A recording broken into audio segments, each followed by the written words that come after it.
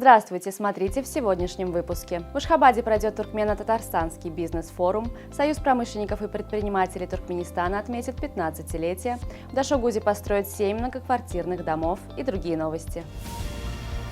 15 марта в Ашхабаде состоится Туркмено-Татарстанский бизнес-форум. В мероприятии примут участие представители государственных структур, входящих в состав совместной рабочей группы по торгово-экономическому, научно-техническому и культурному сотрудничеству, отраслевых ведомств, а также руководители ряда местных и татарстанских компаний, работающих в различных отраслях. В Туркменистане отметят 15-летие со дня образования Союза промышленников и предпринимателей. С 17 по 23 марта намечено проведение выставки достижений, где свою продукцию представят более 200 членов Союза промышленников и предпринимателей, специализирующихся в различных сферах.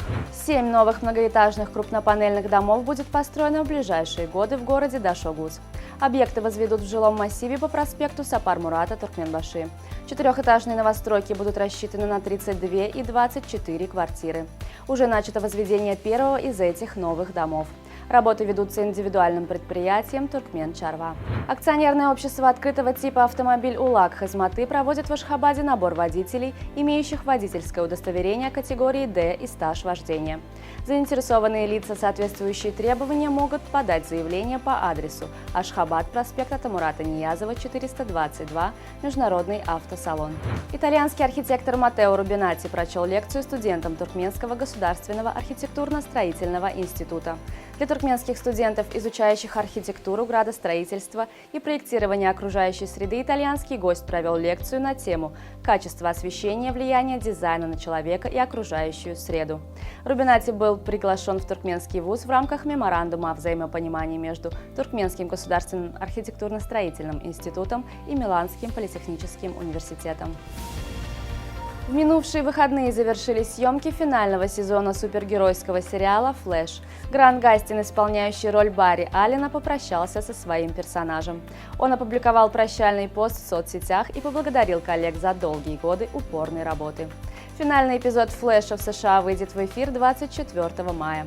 Прошлым летом было объявлено, что сериал закончится 9-м сезоном, который будет состоять из 13 эпизодов. Telegram выпустил обновление с энергосбережением. Этот режим позволяет отключать анимацию и визуальные эффекты, которые расходуют много энергии у смартфона и быстрее снижают уровень заряда аккумулятора.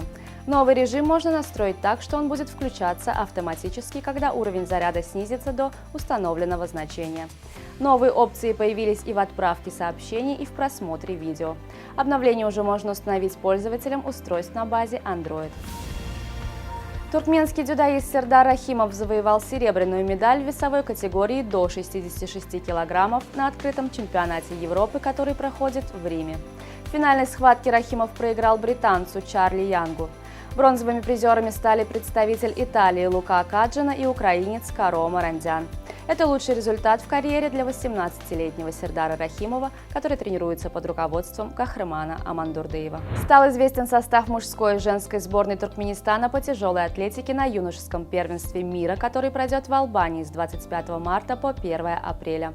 Туркменистан на юношеском первенстве представят 9 спортсменов.